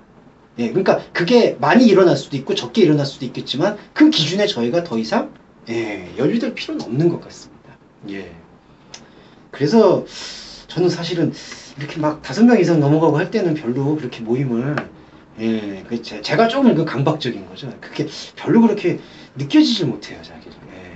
왜냐하면은 이 모임이나 예배의 관계도 사실은 저는 훨씬 더 협소한 입장이라 한 4-5분, 5분 이내에서 이게 계속해서 내밀하게 돌아갈 때 그게 완전히 보물처럼 터져나오는 걸 좀 느끼거든요. 근데 그렇지 않을 경우에는, 그래서 좀 많은 교회, 그러니까 제가 많다는 기준은 그래도 23명, 그러니까 다른 분들이 올 때는 그게 뭐 많냐고 하는데, 그래도 저는 좀 별로 저 안에 감흥이 없어요. 사실 좀 그게 좀 아이러니 같습니다. 물론 또 그런 대중설교에 능하신 분들이 또 있어야 되겠죠. 당연히. 그래야 되겠는데 저는 거기에 좀 안 맞는 것 같다. 전도사님은 어떠시죠? 전도사님은 아마 대중이 별로 없어가지고. 아닙니다. 전도사님은 대중이 어울리실 것 같습니다. 딱 그 뭐랄까, 딱 분위기가 딱 채워졌을 때 가만히 쓱 나오셔가지고 이렇게 한 딱 20분 정도 이렇게 말씀하시고 딱 들어가시고, 우리 사당이 뭐가 저기 좀 교두보가 되면 말씀도 한번 맞아요. 그렇죠. 전하시고. 근데 되게 전도사님이 느끼는 게 그 자기 언어가 좀 있으신 것 같아요. 그러니까 나쁜 의미의 자기 언어가 아니라 이게 왜냐하면은 이 말씀의 랄레오의 그 극치는 사실 표현이거든요. 그러니까 자기가 느끼고 자기가 감흥하는 바가 자기 안에서 들릴 수 있도록 이제 나오는 것. 그러니까 그 남이 듣느냐 안 듣느냐도 중요하겠지만은 자기 안에서. 근데 집사님도 그러시고 전도사님도 자기 언어에 대한 지금 그거를 계속 품고 계시는 것 같아요. 그래서 그게 앞으로 뭐 좀 거창하게 얘기하면 이제 새로운 세대에는 진짜 말씀은 좀 그런 분들에 의해서 계속해서 확장되고 연대해야 되지 않을까. 그래서 집사님께서도 꼭 저는 목회자는 그런 건 중요한 게 전혀 아니라고 생각해요. 이제는. 예전에는 저도 그런 사실 욕심이었죠. 그렇게 내가 그래도 어느 위치에 있어야지 말씀을 전할 수 있겠구나. 근데 그거는 제 잘못된 생각인 것 같아요. 사실은 그게 오히려 더 발목을 잡는 것도 있고, 꼭 그런 지위나 위치, 그런 부분에 연루되는 것은 바람직하지 않다. 그래서 집사님도 어떤 지위나 그런 부분에 전혀 개의치 마시고 집사님이 표현할 수 있는 말씀의 생명력, 그거를 전달하게 될 때 그걸 진짜 볼 수 있는 분들이야말로 저는 변화에 참여할 수 있는 분들이 아닌가. 소양은 필요한 것 같아요. 기본 지식적인. 그런 부분들은 저희가 충분히 뭐 나눌 수 있습니다. 또 제가 또 그런 부분은 데이터를 많이 갖고 있기 때문에 어디 가서 누가 들으면 그건 그런 푼데 저는 그럼 뭐 바르트다 그러면 바르트 그런 얘기는 별로 의미가 없습니다라고 얘기해버리면 되는 거니까.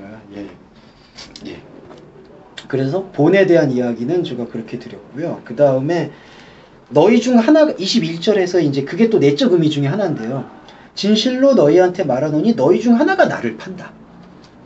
그 다음에 요한복음에서 아멘 아멘이 2번 나오는데요. 이런 것도 좀 유념해서 저희가 묵상할 필요가 있는 게, 이거를 뭔가 그 진실의 강조법이다라고만 이야기하는데 헬라어 문법에는 진실을 강조하는 이중 강조 같은 게 없어요. 그건 말씀드리면. 그러니까 다들 해석하는 게 아멘 아멘을 진실로 그래서 이건 진짜 진실이다. 진실을 강조한다. 너무 아멘이다.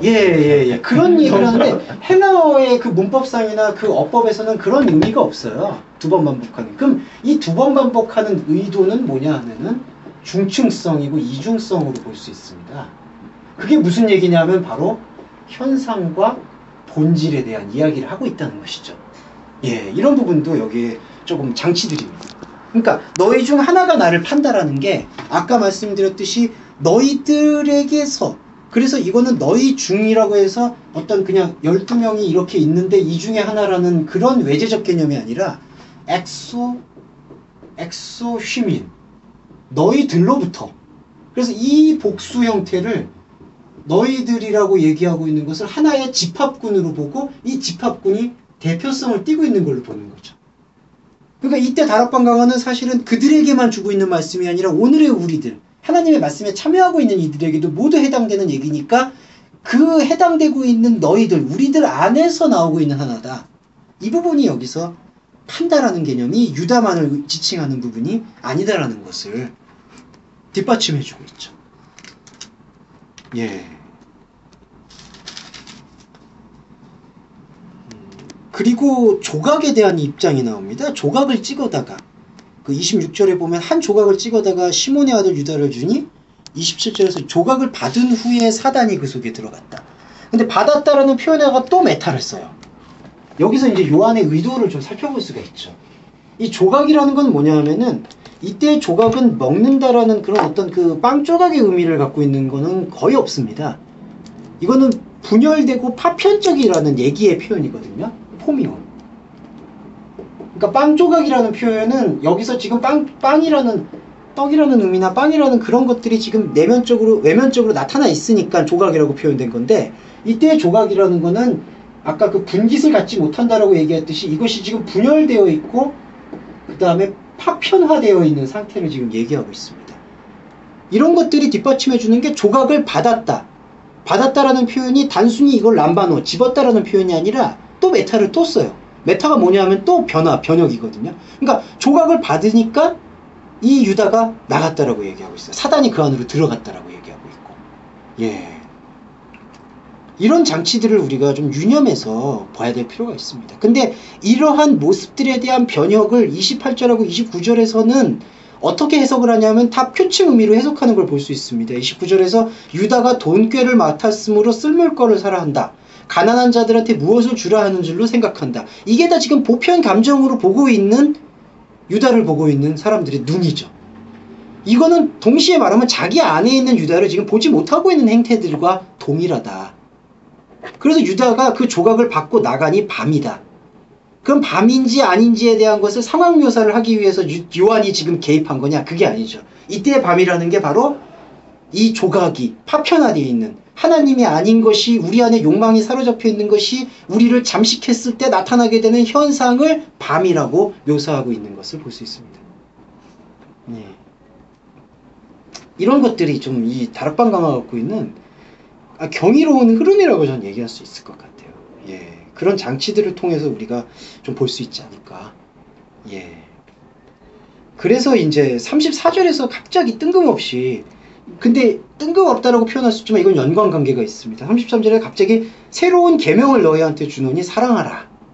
그래서 아까 13장 처음에서 발을 씻는 의미를 서로 발을 씻어라라는 것으로 포진을 했고, 그 의미를 아예 내적으로 풀어내고 있는 게 이걸 계명이라고 얘기했는데 카이네 엘라모, 그러니까 엔톨레 카이네, 새로운 계명이라고 얘기를 해서 전혀 새로울 것 같지 않은 얘기를 카이네라는 의미, 새롭다는 의미를 가미시키고 있어요. 그러니까 서로 사랑한다라는 거는 율법에도 계속 있었던 얘기거든요.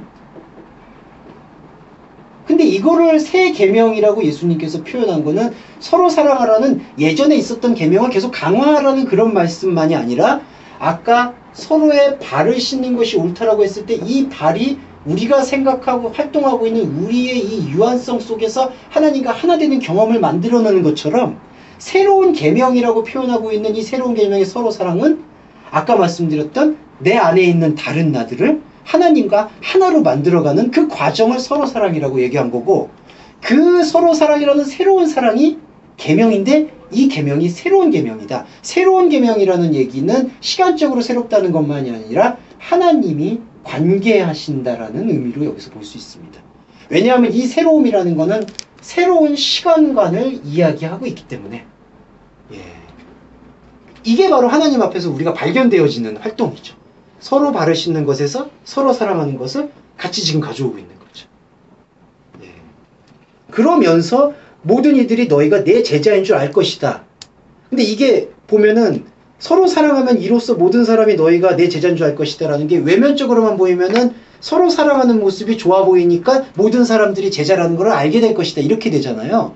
근데 여기서는 모든 사람이라고 했을 때 모든이라는 단어가 사람들이라고 해서 타자화되는 적이 없고, 너희가 서로 사랑하면 이로써 너희 안에 모든 것이 너희들을 제자인 것으로 알아줄 것이다. 직역을 하면 그렇게 되는 거죠. 그러니까 지금 여기서는 모든 사람들이 세상 사람들을 얘기하는 게 아니라 이 서로 사랑하고 있는 사람들 안에 있는 것들, 그걸 얘기하고 있는 거죠. 예. 그러니까 우리 안에서 계속되어 있는 이 구조적 원죄에 예속되어 있는 또 다른 나들이 하나님의 생명을 받아들이게 되면서 이 우리의 생명의 영역과 파이가 계속 커지잖아요. 그러면은 우리는 계속되는 하나님과의 연합을 느끼고 체험하기 때문에 제자들이 되는 거예요. 그러면서 우리 안에 있는 이 만물, 모든 것, 이 만물이 하나님의 만물, 하나님의 생명 가운데로 안식하기 시작하는 거죠. 이게 이제 창세기 맥락으로 들어가면은 일곱째 날 안으로 들어간다라는 그런 그 생명의 윤리성 안으로 이제 귀속이 되는 거죠. 이걸 이제 골로새서에서는 만물 중에 만물이라고 사도 바울이 또 표현을 했습니다.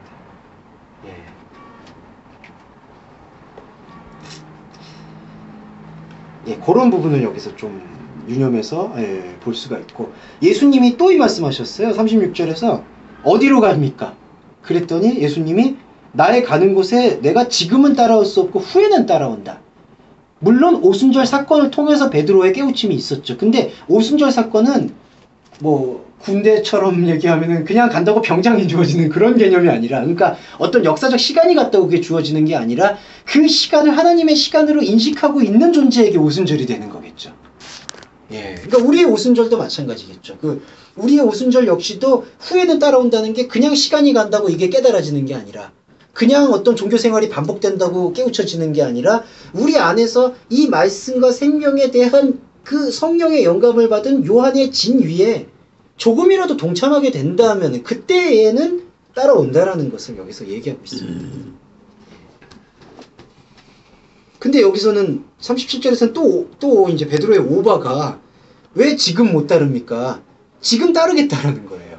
그러니까 여기서 계속 논지가 어긋나는 게 뭐냐면은 예수님의 입장은 지금 따라오는 게 아니다. 그러니까 자신을 따르는 제자라는 거는 지금이라고 표현되고 있는 현상적인 시간에서 그걸 재현한다고 나를 따라온다는 것, 나의 제자 된다는 얘기가 아니라 후에, 그러니까 하나님의 말씀이 내 안에 들어와서 이 말씀을 통해서 그 의미가 우리 안에 울린 상태에서 그 울림을 느끼고 반응하고 함께하는 게 따라온다는 거지, 표층적인 생각을 계속해서 반복하는 게 따라온다는 게 아니라는 거거든요. 근데 베드로는 여기서 무슨 얘기를 하면은 나는 지금 따르겠다. 왜 지금 못 따른다라고 얘기합니까? 지금 나는 내 푸스케, 내 목숨 푸스케를 버리겠다. 예. 근데 버리면 안 되죠. 왜냐하면 지금이라고 얘기한 게 아까 그 지금이 표층이고, 그 다음에 하나님의 생각이 담겨 있는 그 후회라는 이 메타가 되어지는 게 내칭인데, 이 내칭의 의미를 가지고 지금을 살아야 되잖아요. 그리고 푸스케를 버리려면은 푸스케가 버려지는 사건, 그것도 우리가 버리는 것도 아니지만, 이게 버려지려면은 이 푸스케가 이 내칭의 신비를 맞닥뜨려야지 이게 그리스도와 함께 죽고 그리스도와 함께 사는 거거든요. 근데 지금 베드로의 이 표현은 뭐냐 하면은 내가 지금 이 푸스케를 버리겠다. 예, 그러니까 여기로 들어가는 거를 스스로 지금 거부하고 있는 거죠. 물론 베드로의 진정성은 이때 이런 것들이 이거야 이제 복음의 깨달음 속에서 조명이 된 요한의 기록이지만, 그때 베드로야 이제 진정성 있게 목숨을 버리겠다라고 얘기하는 거겠죠. 근데 그걸 아마 지켜보고 들었던 기록자가, 아, 베드로한테 그래서 예수님이 가로막으셨던 거구나. 예, 그 진리를 이해하고 이렇게 적지 않았느냐. 예. 그러니까 푸스케를 버리려면 여기서 버리는 게 아니라 이 안에서 그리스도와 함께 맞닥뜨림을 통해서, 그것도 버리는 것도 내가 버리는 게 아니라 그리스도가 그것을 버리게끔, 버린다는 표현이 적합할지 모르겠습니다. 예. 죽는다는 표현이 오히려 사도 바울이 더 이제 적합할 것 같아요. 예. 그래서 생명에 대해서 우리로 하여금 살아갈 수 있도록 만들어주는, 이것이 하나님께서 우리에게 원하는 어떤 사람됨에, 그리스도인됨에, 굳이 표현하자면 그거를 그리스도인다운 모습이다라고 좀 말씀하시는 것 같아요. 예. 그게 이제 13절에서 나오고 있었던 그런 맥락이었던 것 같습니다. 예. 그 다음에 이제 뭐 14절에서는 아버지 집이라는 표현이 나오는데, 이 집이라는 표현이 미래적 개념이라기보다는 그 토포스라고 번역이 되고, 토포스와 오이코스 개념이 하나가 되어지면서, 오이코스는 아버지 집에, 그래서 아버지 집이라는 거는 그 사후와 지금과 영원히 우리가 하나님과 영원 속에서 함께 해야 될 어떤 큰 터전을 얘기한다면은, 2절 마지막 부분에 보시면 내가 너희를 위하여 처소를 예비하라고 하는데 처소는 토퍼스인데 이 토퍼스는 넓은 의미의 오이코스만이 아니라 오이코스 안에 담겨있는 우리의 영역 그걸 얘기하고 있습니다. 그래서 너를 위하여 토퍼스를 예비하면 내가 다시 와서 너희를 내게로 영접해서 나 있는 곳에 너희도 있게 할 것이다. 이게 지금 미래적 개념으로만 쓰이는 게 아니라 지금 현재적 개념으로 계속 쓰이고 있죠. 예, 시제도 그렇고요. 예. 그래서 내가 가는 곳에 그 길을 너희가 안다. 근데 간다라고 표현이 되셨잖아요. 이게 근데 에르코마이가 사용이 되면서 에르코마이라는 그 의미는 뭐냐면은 가는 것도 있지만 오는 것도 있습니다. 그러니까 영어로 번역되면 이건 공하고 컴이 같이 있는 동작거든요. 움직인다라는 동작입니다. 그래서 내가 가는 그 길을 너희가 안다라고 얘기하는데 우리가 간다라고 얘기하게 될 때는 이렇게 간다, 어디로 가신다라는 얘기만 있지만은 동시에 이거는 우리 안으로 들어온다는 얘기도 있어요. 그래서 그 길을 알 거라고 얘기하고 있어요. 근데 6절에서 도마는 그걸 모른다. 그래서 6절에서 아예 풀어낸 게 이제 에고에임이라고 내가 길이다. 여기서 말씀의 존재론인 요한복음이 말씀의 존재론에 가장 심층적으로 맞닿아 있는 텍스트 같아요. 예. 그러니까 그분 자신이 활동이고 길이고 진리고 이게 이제 생명이 된다는 거죠. 예. 그래서 우리가 그 길이요 진리요 생명인 이 생명에 참여하게 됐을 때에는 그 통과를 통해서 아버지에게로 가는 거죠. 그랬더니 8절에서는 이제 빌립이 어떤 얘기를 하냐면은 아버지를 보여달라라고 얘기하는데 아버지를 보여달라라는 단어가 네익손이 사용돼서 증명이라는 단어가 사용됐습니다. 증명해달라. 이 단어는 단순히 보여달라는 얘기가 아니라 명백한 표적이나 어떤 법적인, 그러니까 세상이죠, 여기는. 세상이 말하는 법적인 걸로 아예 화인을 찍어달라. 이렇게 딱 어떤 표징을 달라라는 의미입니다. 그러니까 단순히 보여달라는 얘기가 아니라.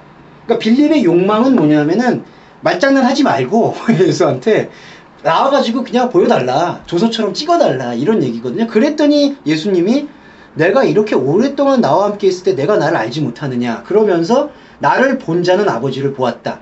근데 여기서 보았다라는 거는 빌립이 말하는 이런 증명으로서의 보았다는 얘기가 아니라 여기서 호라오라는 동사가 사용됐습니다. 깨달음. 이거는 인식, 깨달음. 이때 깨달음은 불교적 깨달음이 아니고 예수님이 하나님이 보내신 자라는 그런 인식을 갖고 있다는 거죠. 그러니까 나를 본 자라는 거는 아버지를 본 게 당연한 거죠. 하나님이 보내신 자라는 우리의 인식이니까. 그러니까 빌립의 인식은 보여달라는 거는 표적이나 이적이나 현상이나 우리 안에 있는 어떤 것으로든 보이는 어떤 것으로든 좀 나타내달라는 거고 예수님이 말씀하시는 호라오는 나를 봤다라는 거는 지금 너가 나를 보고 있다. 진리로 알다. 예. 이 보고 있다. 그러면 나를 보게 되면은 그게 아버지를 보는 거다. 그래서 저는 기독교의 구원이 없다는 것, 예수 그리스도의 구원이 없다는 거는 바로 이 하나님이 보내신 그리스도를 호러하게 되면은 그 안에는 아버지밖에 보이지가 않기 때문에 그리고 그 예수 그리스도 외에는 아버지가 보이지 않고 다른 어떤 우상이 보이고 다른 내 초자연적인 감정들이 보이는 거라는 거죠. 그건 하나님이 아니라는 거죠. 창조적 질서가 아니고. 예. 그래서 여기서는 아주 강하게 어필하고 있습니다. 그래서 여기 보시면 나를 본 자는 아버지를 보았거는 어찌하여 아버지를 보이라 하느냐 했을 때 나를 본 자라고 번역된 건 호라오가 사용됐고요. 그 다음에 왜 어찌하여 아버지를 보이라고 했을 때 이 보이라는 거는 앞에 말하고 있는 빌립이 말한 네익손. 왜 아버지를 증명하라고 얘기하느냐. 이거는 유대교에 대한 간접적인 비판이기도 합니다. 왜냐하면 당시의 유대교인들, 꼭 유대교인들만이 아니라 종교 행위를 갖고 있는 사람들은 아버지, 신, 하나님, 생명 그런 걸 보이려고 하고 있거든요. 예. 그러니까 이게 요한복음을 읽게 되면은 사실은 이게 보지 않고 믿는 믿음의 정수가 나오고요. 이때부터 사실 좀 어려운 지점이기도 한 것 같아요. 예, 네익손이 아니라 우리 안에서 호라오를 봐야 되니까. 예. 그 다음에 아니 이럴 수가. 아이고 안타깝습니다. 예. 요거만 말씀드릴게요. 예. 그 12절이 제일 안 좋은 거, 제일 번역을 오용하고 있는 거. 내가 진실로 이것도 진실로 해서 또 이중감, 그러니까 강조한다고 해서 그게 아니고요. 내가 너에게 이르노니 나를 믿는 자는 나의 하는 일을 할 것이요 큰 것도 한다. 이 크다라는 메이존이라는 개념이 요한복음에서는 요거 다음에 또 말씀을 드리는 이게 어떤 양적 개념의 개념이 아닙니다. 그러니까 지금 현상적으로 더 큰 일을 한다라는 그런 개념이 아니라 내재적인 이 하나님의 일을 할 거라는 얘기를 큰 것이라고 지금 표현한 거죠. 그와 마찬가지로 무엇을 구하든지 내가 시행한다라는 것도 번역이 잘못된 게 아무거나라는 어떤 부정대명사를 얘기하는 게 아니라 너희가 내 뜻 안에서 내 이름 안에서 구하는 그것을 내가 행할 것이다. 그러니까 아무거나 그런 부정이 아니죠. 예. 예. 주님의 이름 안에서 구한다라는 거는 건데 근데 여기서는 내 이름으로도 아니고 이름 안에서인데 이걸 또 이름을 도구화시키고 있는 걸 볼 수 있죠. 내 이름 사용해서 무엇이든지 구하면 내가 행할 것이다. 이런 거는 아니에요. 전 번역이 잘못됐다기보다는 번역이 잘못했어요. 죄송합니다. 근데 이걸로 많은 열성주의자들이 많이 일어났잖아요. 그리고 이제 더 큰 것이라는 게 또 세상 것을 구하고 그리고 또 사회개혁하는 사람들은 또 이게 구조적으로 또 이제 더 큰 것. 예수님은 그때 정치적이 아니었지만 우리는 지금 정치적이 된다든지. 진실로는 어떻게 이해해야 되죠? 그거는 저는 심층성으로 좀 이해해야 될 것 같습니다. 그러니까 진실이라는 걸 두 번 강조했다는 게 저는 알레데이아 측면, 그러니까 진리의 측면으로 볼 수 있지 않을까. 그러니까 처음에 진실이라는 거는 우리가 느끼고 있는 어떤 진실을 얘기하는 것이고 그 다음에 내기는 진실은 우리가 이제 이해할 수 없지만 진짜 하나님이 말씀해주고 싶은 진실. 일단 강조적인 것까지는 강조는 맞습니다. 그러니까 왜냐하면은 하나님의 언어와 말씀이 진짜 진실이니까. 그러니까 그거 두 가지를 이제 같이 볼 수 있어야 되지 않을까.